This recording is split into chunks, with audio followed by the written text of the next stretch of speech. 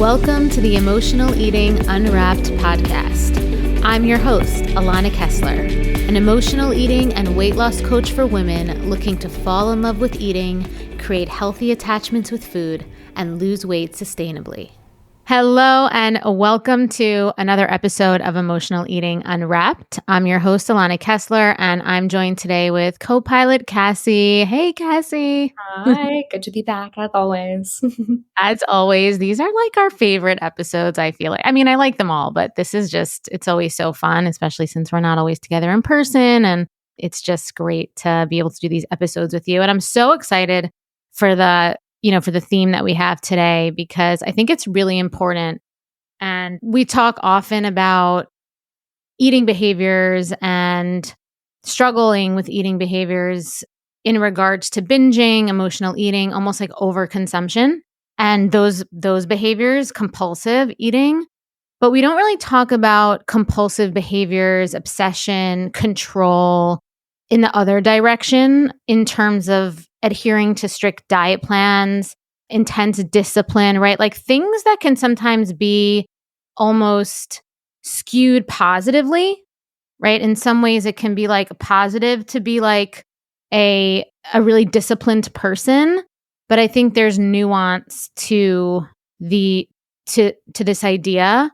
And I think that it might be a little bit more socially acceptable or maybe even missed in society, that there is an undercurrent of addiction, of compulsion, of nervous system dysregulation, not, maladaptive eating behaviors.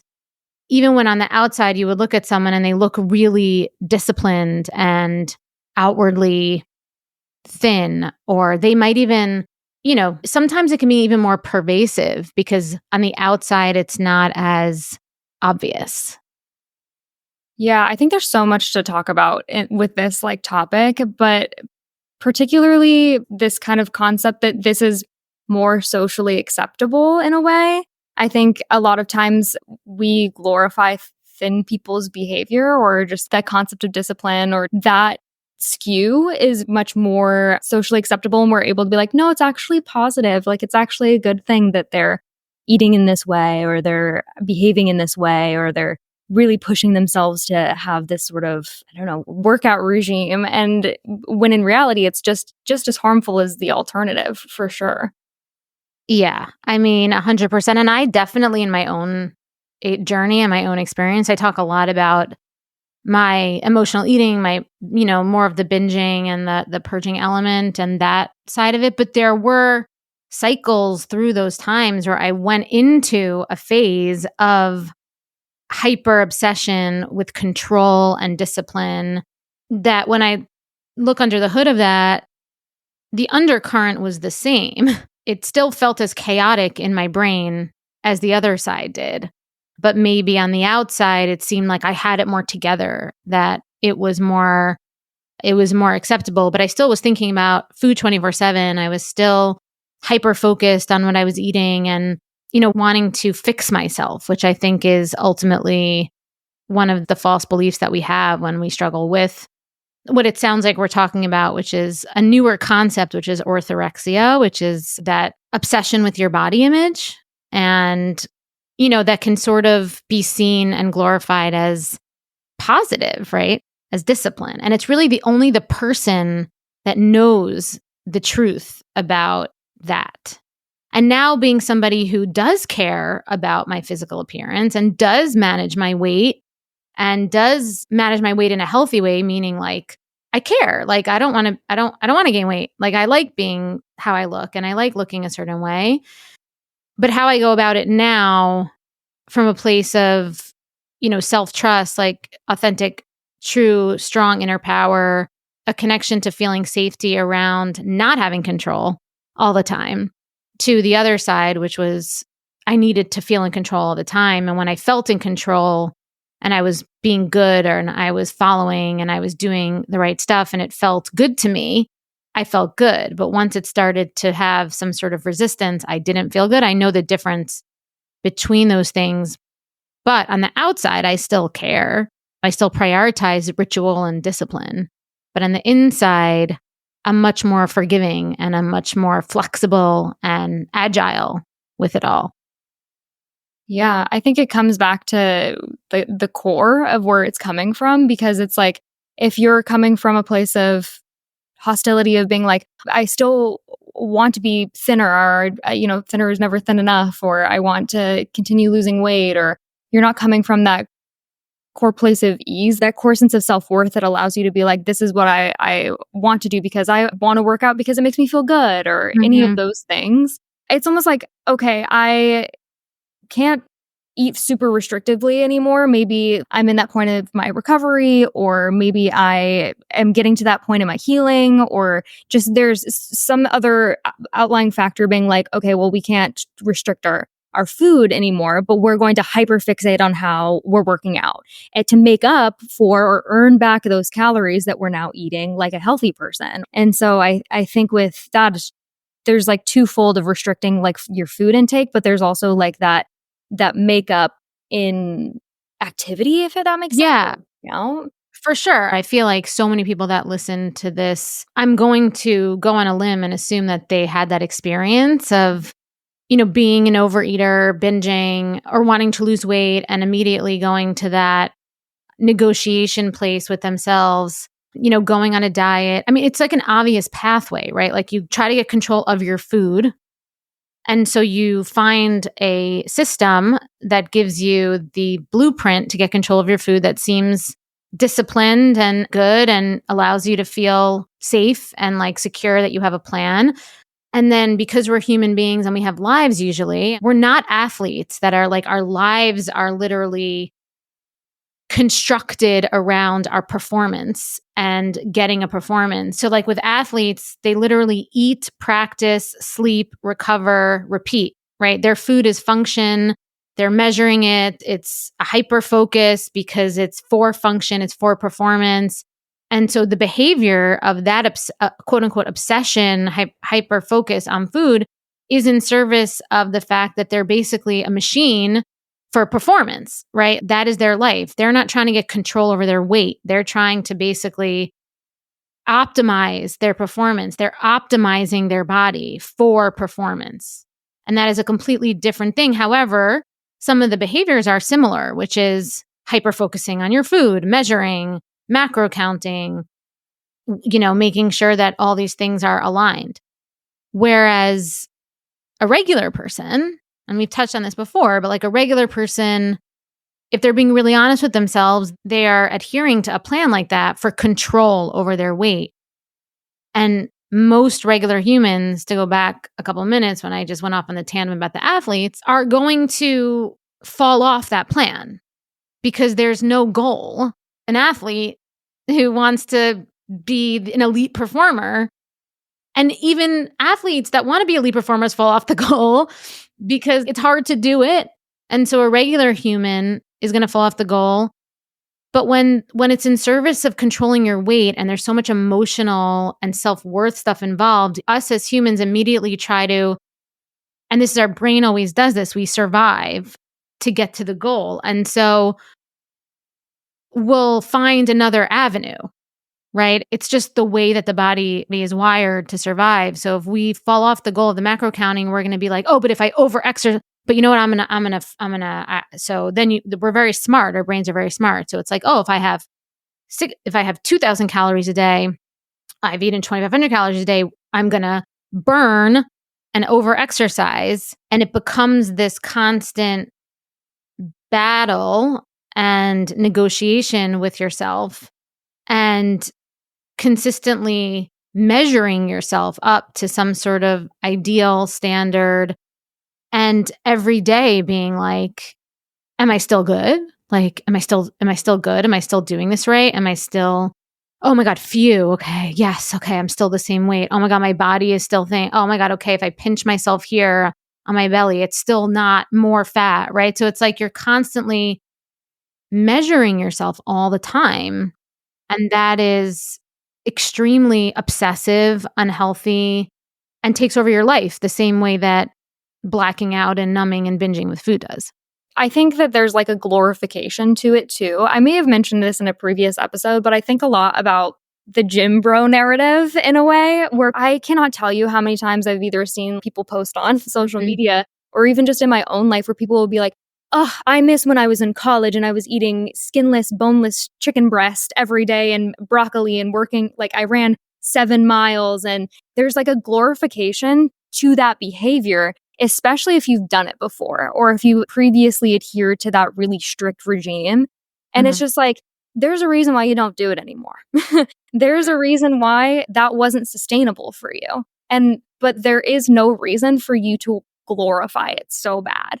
Because I think we look back on, I mean, I can't even tell you, just like listening to like my own mother being like, I was 90 pounds soaking wet when I was pregnant with you. Or like, you know, that commentary that women have, they'll be like glorifying these past versions of themselves and then guising it as discipline is kind of common thing that's sticking out to me these days, is that those past versions of yourself, it's almost like nostalgia paints us in a different light, right? So it's like the nostalgia of being like, oh, I was thinner and I was more disciplined back then.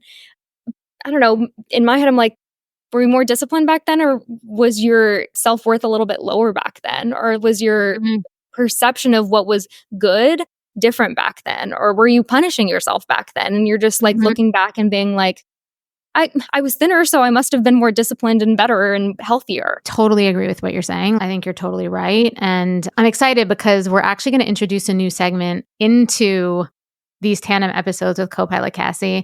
And what Kassi is going to do is that she's going to bring me something that's in the zeitgeist, something that she finds on social media, that she finds a little bit controversial, that she finds interesting, and she's going to bring it to our episode that we record together. I've never seen it before. And she is going to present it to me and ask me for my opinion, basically.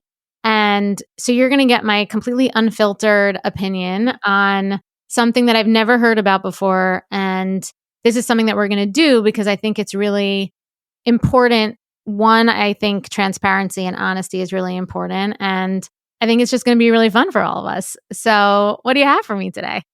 Well, it's definitely in the sphere of what we've been talking about so far. And I'm online. And I don't know how deep into TikTok you are, but I've built my For You page brick by brick, girl. Like they know what to feed me to like either piss me off or to like make me stay on the app a little bit more than I should. Being on it, just sometimes you see stuff that just really like gets you. And that's what I feel like with this. There's an influencer, and there's actually just like a myriad of influencers on TikTok recently, and their guise is being a health and wellness influencer. But they're young people. Like, don't get me wrong, they're probably like around my age. I'm 26. And so young people, health and wellness influencer, and it's no secret, like the body image, like societal norm recently has been skewing in the direction of very thin. People are talking about the 2000 skinny, like kind of era coming back. I actually did not know that. Really? Yeah, maybe because I'm not on TikTok, but I have a TikTok account, but I'm not on it regularly. No, but I did not know that because I remember when I was like, when Friends was like, that was Friends, and like Jennifer Aniston and Courtney Cox, like, were so thin. And actually, not to cut you off, but one of the reasons that I talk about that I got into yoga like 20 something years ago, and I've told this story before, that I fully got into yoga for the physical piece of it. Like now yoga, I have a very different, it's changed my life, and a lot of people know that story with me in yoga. But I mean, I'm not ashamed to say that I got into yoga because Jennifer Aniston was on the cover of Us Weekly, skinny as all hell, saying that yoga was what she did to be skinny. And I was like, 22 years old and being like, yes, that's the answer. I need to get into yoga, like this is what's gonna get me there. So crazy. I didn't know that we're kind of going back to that. Yeah. And I feel like, to be completely honest with you, I think it's because that era of like media is coming back. Like people are rewatching Friends. I'm a big Friends fan. And so I think that kind of era of like Gilmore Girls, One Tree Hill, that area of TV shows is coming back. And so we're seeing that as like a model in a way. And people are like, oh, remember back. And like I said, with the nostalgia thing, is like you're looking back and you're being like, that's how people used to look back then. I wish life was like how it was back then. People look like that back then. Maybe I should look like that kind of thing. But to that point is things are skewing in the direction of that body type again. And because of that, I feel like it's become more and more normal to see health and wellness influencers look very thin in comparison to like my friend's a big like workout person, and her verbiage is muscle mommy. And so like the muscle mommy in comparison to like the very thin, I don't know, we used to call them cardio bunnies. But yeah, so there's some verbiage for you. But with that being said, I think that these influencers, this influencer that I'm talking about specifically, will post health and wellness content and be like, well, this is just how my body is. This is just how my genetics are. When you take a little bit of a closer look at the content that she's promoting and the behaviors she's posting, for example, she's posting like what I eat in a day. And it's like, I don't know, 1,100 calories, but she's doing an insane amount of physical activity. And then the contents of what she's eating may be low protein or, you know, something like that. And she's getting a lot of backlash because she's addressed people who have kind of reached out to her and been like, yo, this is not healthy. And she's like, well, it's discipline. Like I have these goals. I want to, you know, be thinner, and there's nothing wrong with being thinner. This is how I'm reaching that goal. When it's kind of like there's a film on it where people are viewing her and being like, okay, this is the only way to achieve the goal. And you can make the case that it's borderline unhealthy, but she's skewing it to where it's like, no, it's healthy and I'm being disciplined by doing this. People are like, hey, you're really thin. You might need a little bit more nutrient to sustain this activity that you're really committing to. We're not hating on you for wanting to live in a thin body, but we're upset because you're bringing this information and pushing this information on people in a way that, one, your only personality trait is being thin and getting thinner. But also it's like you're actively talking about sitting out of certain social events, sitting out of certain activities to reach your goals, when it's like you've very obviously already reached your goal. What I take away from this is this girl's one example is of what's wrong with the fact that attention has no regulation. That's what bothers me the most, because like I'm looking at her and without going through all of her entire TikTok right now and wasting everyone's time. Like, yes, do I see a very skinny person? Yes. Is it possible that she is naturally skinny and that she's eating enough? Potentially. She's, I feel like, blanketing her behavior under the guise of discipline, and then her whole thing to protect kind of this image that she has online or to not be canceled is discipline. And I think that's the reason why I'm bringing it up, is the fact that she's like, well, all of the things that I do are fine because I'm being disciplined about it. And that's the reason why people can't reach their goals, is because they're not being disciplined enough. That is definitely a problem. But I also I believe in discipline. Yeah. Right. But I believe in discipline with flexibility. Right. So when I talk about a lot. So for example, for me, I'm going to go for a jog today because I commit to myself that I jog 3 days a week. And I haven't done my second time in the week yet. And when I think about the rest of my week, I might not even get my 3 times a week in because of traveling over the weekend. And it's Thursday today when we're recording this. So I have to get my run in today. Right. Because I'm committed to that to myself for a greater purpose, for my mental health, for my commitments to myself. It's not to be thinner, but it is to help me maintain a sense of control and accountability that I've tried and tested over the years, of knowing that, not that if I don't run today, I'm going to gain 10 pounds. Of course I know that. It's not a punishment activity. No, but it's a commitment. It's a discipline, because I have to maintain a certain range of discipline for myself to stay in a good mental state. Okay. So it has to be a range. What she's doing, I think, is she's exploiting people's inner voices, and she's making it where you think your inner voice is something that's bad, that it's actually negative, and I'm going to be a mirror for you and show you that it's actually not bad.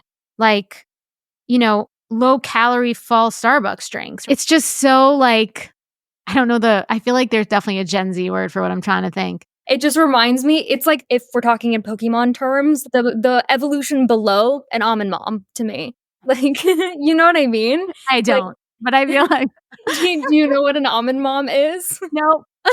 You know how I was saying before that when my mom was younger, she would always say to me, I was 90 pounds soaking wet when I was pregnant with you. Or, I used to run 6 miles every day, took spin classes like they were candy, like that kind of verbiage, the South Beach diet vibe, or like policing your kids kind of like intake sort of thing. That I'm sure you can visualize that type of person in your head. But Oh, like yeah. the step below that is this, in my opinion, is like, this is like, she's going to grow up to be an almond mom to me. Someone who is very, like you said, exploits the inner voice to be like, oh, but I'm making you better by saying this. I'm just saying the things that people don't want to say. Exactly. She's exploiting that inner voice that the last 10 years people have been trying to get you to realize, like, you don't have to be this extreme, right? Like, you don't have to prioritize, let's get to a place where we want to be thin. Like, I'm like I say, I'm a fan of losing weight. I'm a fan of prioritizing weight loss, but it's like, let's not make it the focal point of everything, and let's not create a culture and a lifestyle around being skinny. And I think what she's doing is she's exploiting the lifestyle, and she's saying things that I think are helping people be like, "Oh yeah, if I want to make my life about being skinny, then I can, and this isn't an eating disorder. This isn't orthorexia. This is a normalized way of being," because it reminds me of when I was in high school with like the frozen yogurt and like the sugar-free everything, and everybody was eating like fat-free frozen yogurt, and everything was about the lowest calorie thing you could find. And when I was in high school in the mid to late 90s. So for me, this is very similar to that. Mm-hmm. She's just going back. And it's kind of crazy, in my opinion. To hear the verbiage that she uses as well. Like, you can even... Well, what I'm saying, what I eat in a day at the office to stay skinny as someone who works at 9 a.m. to 5 p.m. Exactly. And she even has this like subset of videos called Skinny Secrets. And so it's like, the focus here is on being skinny. It's not on how to feel my best, how to, how I'm prioritizing my health, working a 9 to 5 or X, Y, and Z. We're going way back to what we were talking about earlier is like, I mean, even what you were saying just 5 minutes ago about being like, well, I go on a run because it's to prioritize a commitment I have to my mental health. And my mental health. And also, look, at a certain point, like I say with eating, right? You develop a certain eating strategy that has room, but you know that if you stick within the strategy, and that's my whole thing. It's like you have to build the foundation, but once you have the foundation and you stick within the strategy, you know that you're not going to gain weight. You know that if you eat this, you miss this, you don't work out for 3 days, you eat low nutrient dense foods and like, high, whatever it is for 3 days, it's fine. Because you have that verified proof and that faith and that evidence that you can, and yourself, right? And everyone's routine is very different, right? For some people, it might be one workout a week. It might be it might be Pilates, right? Like for some people, it might be something else. For me, after over a decade of sustaining a certain body weight and also mental state of confidence within myself, I know my strategy, right? Like I know my strategy and I will stick to that strategy. And it is for both mental and to sustain looking a certain way. But she's exploiting society and the way that it's society now, the way that she can get attention from people, the way that she can commoditize her platform to get attention and to get money, right? She's fully a business person, and it's dangerous because more uneducated people or people that are really struggling with themselves in their house, obsessing over really fearing not eating food that's low calorie and really feeling like if they eat food that's high sugar, if they eat food that's high calorie, they're going to get fat. And they're really scared of that. They're going to find her platform and they're going to be like, oh, okay, that's okay that I'm obsessed over finding the lowest calorie thing. Or it's okay that I'm scared of them. Like I should be scared. My fear is dignified. Exactly. And I think that's the big issue with this is that it's not a healthy mindset. It's not a healthy mind state. I think it's totally fine if she wants to be thin and prioritizes being thin. It's the way that she's exploiting people's fear in order to get attention and in order to get a following. It seems to me she's using her words irresponsibly. And that's what I think is bad because she knows people are going to see it and they're going to feel seen in their darkest places. And they're going to feel validated. And to me, that's a scary place to be because also she might be naturally skinny, potentially.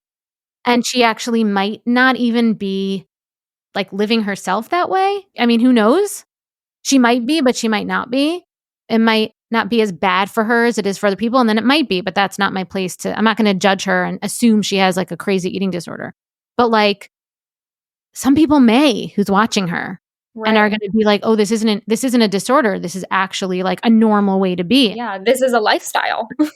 Exactly. And I think that is the problem with that. It's verbally irresponsible and it's exploiting attention. But I mean, that's the world we live in these days, right? Like that's the hard part, honestly. She also has like 700,000 TikTok followers, which is, crazy. Whereas people that do speak the truth or speak balance and speak equanimity, and they don't, unfortunately, the way the world we live in now, shock value sells, It's true. I mean, it's clearly working for her. Like, you know what I mean? That shock value is clearly driving the follower count, which in turn is driving revenue. So it's an interesting hamster wheel to examine. Yeah. And I think it's just interesting because we've come so far and I don't know how I missed it. Maybe my head was down, but I feel like and maybe it's not an either or, but it's so different from like the connecting to your intuition, intuitive focus that I think, I guess eating had a moment with. Obviously, like that is what I help women do in a very inside out way. And you get there. But there was, I guess, maybe this is the reaction to the body positivity stuff and like all of that, other extreme. I just think it's interesting how this is so much about what she's at least saying is so much about staying skinny, not so much about being in tune and attuned to yourself and connecting to intuition. It's more just like follow these rules and be skinny and everything's amazing, right. Which we all know isn't true. When you're skinny, everything's not amazing. So I will say though, because this kind of thing is coming back into the zeitgeist, it's more important than ever that people, I mean, not to toot your own horn, but people with your perspective and that champion the intuitive aspect of it and the mental and the emotional and the spiritual even aspect of that relationship with food is so important, because if no one's saying that and no one's championing this aspect of it, how easily this can come back into the zeitgeist and be the voice and be like the norm. You know what I mean? It's kind of like that battle of keeping people aware that this is not the way that you have to be.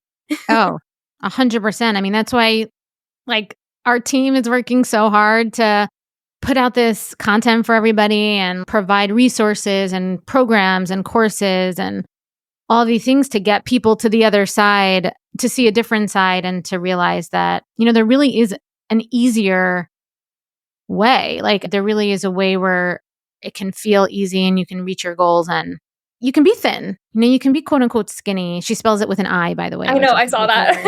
I was thinking maybe it's because she thinks she'll be like flagged on TikTok, maybe if she says the word. Probably. Do you believe I knew that? SEO terms.